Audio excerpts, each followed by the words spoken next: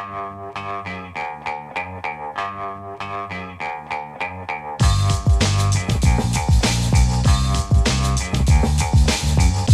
the Brian Lehrer Show on WNYC. Good morning again, everyone.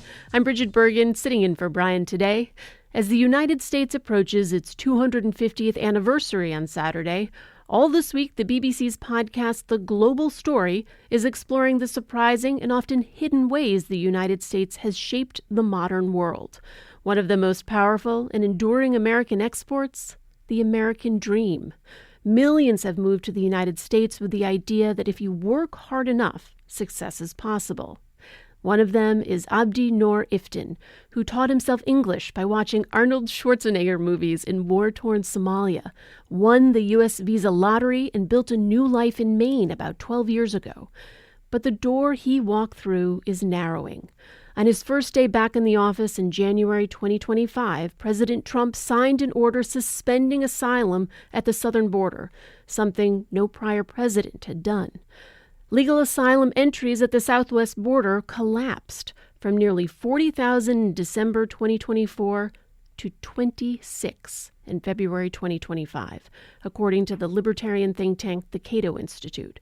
And just last week, as covered on this show, the Supreme Court ruled 6-3 that the government can turn asylum seekers away at the border. So as we celebrate 250 years of the American dream this Saturday, my guest has been asking, is it fading?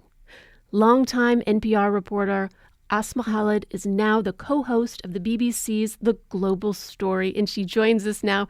Asma, welcome back to WNYC. Thank you. It's a pleasure. And I just want to say it's a pleasure being in conversation with you. I know we've had you when I was hosting the politics podcast on the show in the past. So love that the tables are turned. Thank you for having me. Well, thank you. I'm so glad you're here. And I want to invite our listeners to join this conversation as well. We want to hear about your American dream. Did you or did your parents or did your grandparents come here chasing it, and did they find it? And do you think the American dream still exists, or is it fading? Call us and tell us your story. The number 212-433-WNYC. That's 212-433-9692. You can call or text that number. Asma, the podcast is marking the 250th anniversary, asking what America has given the world. But this morning's latest episode kind of flips it and asks what the world has hoped to get from America. Why did you build this series around someone like Abdi Noor Iftin rather than around, a president or a policy? Yeah. I mean, look, I think there are rightfully so much. There's a lot of fantastic journalism being done from a domestic perspective that looks at our founding fathers, that looks at how the United States has evolved over the last 250 years.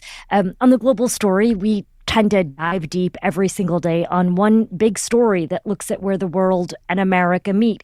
And as we were having editorial conversations, we're a transatlantic team, so I'm still based here in Washington, D.C., but I have a co-host in London and a lot of colleagues who live in Europe. We had this conversation of how can we tell the story of the United States? And one of the things that I will say I think is really eye-opening to me as an American is hearing from some of my European colleagues about how much American culture, American politics has shaped the world over the last several decades. And so that's what we did. That's what we try to do all week in this series. We tell the stories of tiny things like a 60-degree screw that was manufactured in the United States, how that reshaped manufacturing all over the world. As you mentioned, the American dream, that's what we dug into today. And in many ways, I would say that is because I see the American dream as perhaps the most successful export that the United States has ever sold the world. I mean, it is this intoxicating promise of a better, freer, richer life. It is something that many of us here in the United States over the years have believed in, that we can talk about that, because I think some sentiments around that are fading away. But millions of people have come to the United States shores with the belief that if you work hard, anything is possible. Well, let's take a moment to listen to about 1 minute and 22 seconds from this morning's episode, which is entitled Abdi's American Dream. Fireworks. This is one of the shocking things about America to me. Fireworks. Because I have a trauma about gun sounds and stuff like that. And I remember the first July 4th in 2015, I said, whoa, what two groups are fighting in our neighborhood? Because the fireworks are so loud, the entire town, lit up. I mentioned already that Abdi had a really, really hard childhood in war-torn Somalia. That was the 1990s. But then in 2006, when he was in his early 20s, Somalia was overtaken by the Islamist group Al-Shabaab. Abdi told me that life in Somalia went from hard to unbearable. Al-Shabaab imposed strict rules. And that was the first time in my life that I lost freedom. Freedom to have a haircut the way I wanted, freedom to play soccer the way I wanted, freedom to go to movies, and everything collapsed. And that is what I lost. Once again, he faced war, and his house was destroyed by a bomb. I went to where used to be my bedroom, which was now gone. I took a shovel, and I dig out the dirt like you're digging a graveyard. And I basically lived 6 feet whole because that was the best way to survive the nightly bullets, the nightly shellings. Asma, I mean, I just feel like we're getting a taste of Abdi's experience, but tell us a little bit more about his story and how he was able to get entry into the United States. Yeah, I mean, he has really an extraordinary story. And the reason we wanted to zero in on him is that he is somebody that the BBC has been tracking for more than a decade. They followed his story. His story was actually, as a result of some of that BBC reporting, turned in also to a This American Life episode. Abdi has just a remarkable life story. He grew up, as you heard, in Somalia. And there was a documentary maker by the name of Leo Hornak who first connected with him, I believe, in 2013, 2014. At that point, Abdi was living in a refugee camp in one of the toughest neighborhoods in Kenya. He ended up applying for what's known as the Visa Diversity Lottery. We call it here the Visa Diversity Program. It's a program that I would say many Americans may not be entirely familiar with, but it is a hugely influential program in many parts of the world. It's a big deal. You'll have upwards in a year, let's say, of I think it was 20-some million people who have applied in some years, just for about 55,000 visas. So the odds there, if you win, it is really like winning the lottery of a lifetime. Sure. Abdi applied in 2013, and he was granted one of those visas. And that is how he initially came to Maine. It has now been 12 years since he moved to Maine. He moved as a 29-year-old. He is now a newly minted 41-year-old, just had a birthday. And we wanted to get a sense from him. He is somebody who loved America deeply. I mean, as you say, he learned to speak English by watching American movies. He told me that he thought of America as an idea more than a place. And a lot has changed, in the last several years as his American dream was starting out versus how it's run up against reality. And we wanted to get a sense of how he feels in this moment about the United States. He has since become a U.S. citizen, so it is his country now, and what he thinks. And there's a lot more to get into here, but in a nutshell, also, his life has changed in many ways very personally. He is an immigrant from Somalia. In the second term of President Trump's presidency, we've heard the president, be very direct about his criticism of Somalis in particular. And some of those comments have at times made Abdi feel really unwelcome to hear the president of the United States, as we've heard from President Trump, refer to Somali immigrants as garbage. There's a lot to dive into, I think, just around Abdi's complicated feelings. But I want to end here in his story by saying that one of the things that I think is so profound that he told me is that, over all these years, his brother could not get a visa to the United States. It's sort of a complicated story, but as many listeners might recall, there were restrictions on Somalis coming to the United States that were set up during President Trump's first term and now extended. On top of that, the diversity visa program that Abdi used to enter the United States, it was indefinitely suspended in December. I'm sure many folks remember there was that mass shooting at Brown University. And following that shooting in December, the Trump administration decided to suspend that lottery program. And so it's no longer applicable. If you were Abdi today, you could not apply for this program and come to the United States. So anyhow, his brother, Abdi's brother, never was able to come here. He instead decided to move to Canada and lives there now. And there's a moment where Abdi told me that, It's been rough for him personally over the last several months. He lost his job, which meant he lost his health insurance. And he said, his brother tells him that in Canada, they have health insurance that is available to all. And so I asked him, I said, given everything you've seen, would you still move to the United States? And he said, yes, if I had to do this all over again, if I was sitting there in that refugee camp in Kenya, I would still choose the United States. He says that he guesses it's his first love. And Bridget, that's what I think is interesting. There is something that, as I say, is intoxicating to so many people to choose the United States. And I find that just a really remarkable story to hear, given some of the polarization and partisanship we hear here in a domestic context. Absolutely. And I will say, we are inviting our listeners to join the conversation. We want to hear about your American dream, your family's American dream, whether you feel like the American dream still exists or is fading. The number's 212-433-9692. We're taking your calls and texts. And Asma, we've gotten a lot of texts because I think that I think there's a sensitivity to talking about this. One of our listeners wrote, I'm a younger millennial born to immigrant parents. The American dream has died not just for immigrants, but basically for those of us not born to wealth or privilege. Billionaire corporate oligarchs have bought the American dream and are selling it back to us, but we can't find it. And then on a more positive note, another listener wrote, my parents immigrated from South Korea in 1983. My dad came first and settled in before bringing me, my mom, and my brother. They knew no one, spoke no English, but found community in the Korean church and the small business community, and they worked hard and thrived. They loved America, and I can't imagine a life different from the one America gave us. If I could respond to what the first comment you got, you said about the comment from a listener saying that they feel like the American dream is no longer really attainable for many people. That is a sentiment that is echoed in survey after survey. There's been a lot of public opinion polls done ahead of America's big 250th anniversary. And it's a pretty common sentiment that you see people do not feel positively about the prospect of attaining the dream personally. And look, I want to be careful with this. There is some discrepancy in that. Older Americans, Republicans, tend to feel more optimistic. But if you look at the plurality of people, they don't feel particularly optimistic about being able to achieve the dream personally. You can look at, for example, a recent poll from the Associated Press, NORC, and it found that only about a third of the public believes the American dream still exists.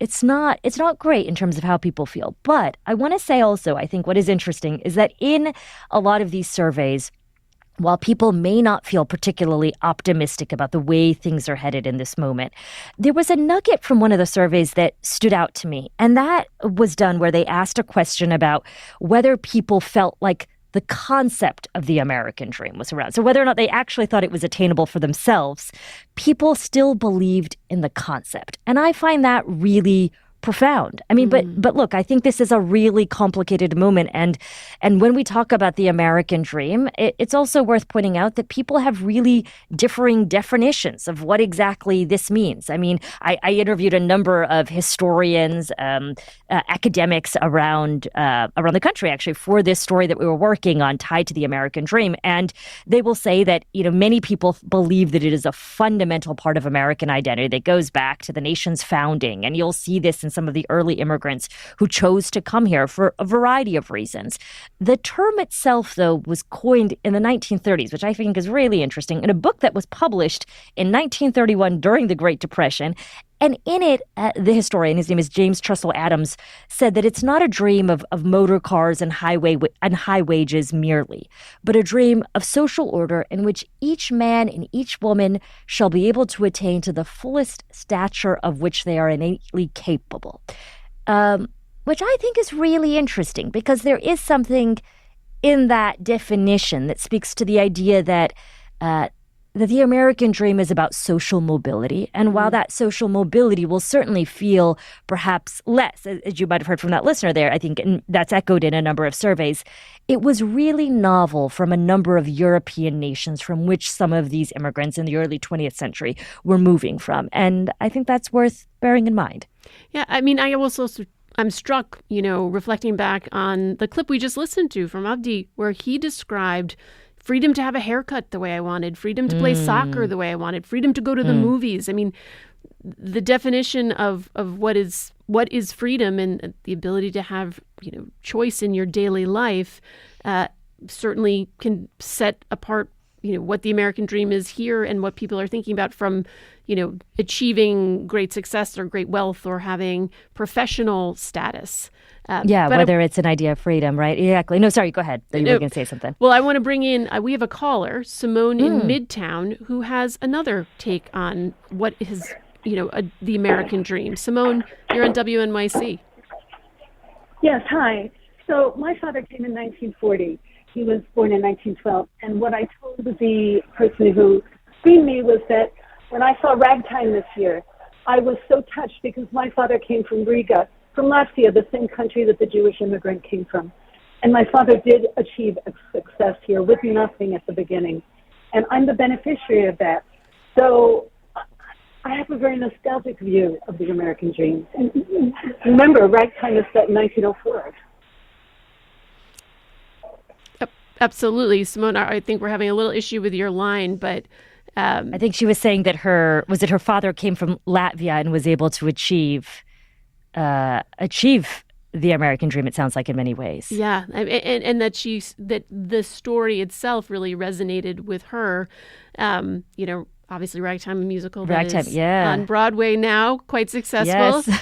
But Bridget, I think that the consensus among a number of sociologists and political scientists is that financial success has increasingly become a main tenet of the American dream. The belief that my children or my grandchildren will have a better life than me. And I think where the American dream is now running up against a confused reality is that idea of social mobility, if it is indeed the definition of the American dream, that has numerically, empirically, not held up over the last several decades. I spoke with one sociologist who said that beginning in the 1970s, so we're talking about essentially 50 years ago now, with globalization and wage stagnation, you began to see the concept of the dream in terms of economic mobility begin to fade. And the idea of this economic bargain that if you work hard and you play by the rules, you should be able to have a decent, comfortable life.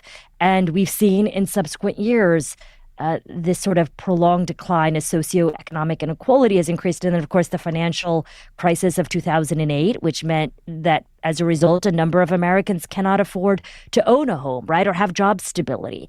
And I do think that Americans have not, in many ways, recovered that economic optimism of a pre-1970s era. And that is something for many of us to consider. What does the dream mean if it doesn't entirely mean that my children or my grandchildren will have a better life than me? Because a number of Americans do not believe that to be the case. And the data seems to back that up. Asma, you and I have spoken before because we have both covered politics. You, as a White House correspondent, you've covered 3 presidential elections at NPR before this. And you touched on the idea that there are some partisan differences in how people define the American dream. Do you feel like the American dream in U.S. politics has actually changed, or is the dream the same and the politics around who gets to chase it that's shifted? Oh, that's a very profound question. I mean, look, because I've also written a long form piece for the BBC website about the American dream. So I interviewed a number of other people in addition to Abdi. So where I'm going at with this is that there is a young African-American writer who I spoke with who had researched Black attitudes towards the dream, particularly Black millennial attitudes. And she described the dream to me as one of America's most enduring myths, in part because for decades, the dream did not include Black people. And we've seen people, very prominent Black intellectuals over the years, point that out, that this was the sort of great hypocrisy, is that these ideals existed, but they did not include all Americans. And so that is very much a reality. I think what I struggle with is explaining what the causation is that we saw civil rights expand in the 1960s, but we also did see economic stagnation begin with globalization in the 1970s. And so you have both of those things happening back to back. And so your question of has the dream changed or it's hard for me to answer because I would argue that if you look at the data and you see, in a survey where only a third of the public believes that the dream exists in that moment, that means you do actually have Republicans, Democrats, and independents believing that in this moment, the dream does feel not so attainable. Yeah. You did mention the other episode that you have out, which is about the screw, as in the metal fastener you buy at a hardware store. But it tells a bigger story. Tell us just a little bit more about what listeners might find in that episode. Yes. So we spoke with Roman Mars, the legendary Roman Mars of public radio, who is working on a series all around 100 objects that tell you the story of American history. And we spoke with him about the 60-degree screw. And this sounds kind of wonky, but, if you look at a screw, very basic item, the thread angle of a screw is standardized around the world. It wasn't always 60 degrees. It was 60 degrees because that is the metric that the United States pushed for. And we essentially said to the world in the years after World War II, if you want to use X, Y, and Z, products that we're manufacturing, we need you to use our inputs also that we're using. And I think what's so remarkable to me about this is that there are many big ways in which the United States has changed the world. And there are also tiny, tiny things, as tiny as a screw, that tell you the ways in which the United States has fundamentally shaped the world. And so that's part of our series. We're also looking at very big ideas, as I say, as the American dream. Tomorrow, we'll be looking at the CIA and the history of covert operations. There are ways in which the U.S. has shaped the world that I would say are tiny. There are ways in which it's big. There are ways in which it's seen. And then some like CIA covert operations in which they are less seen. Certainly not intended to be seen. Not intended. I want to thank so much longtime NPR reporter Asma Khalid, who is now the co-host of the BBC's The Global Story podcast. You can check out their latest series on America's 250th anniversary wherever you get your podcasts. Asma, thanks so much for coming on. It was really my pleasure. Thank you.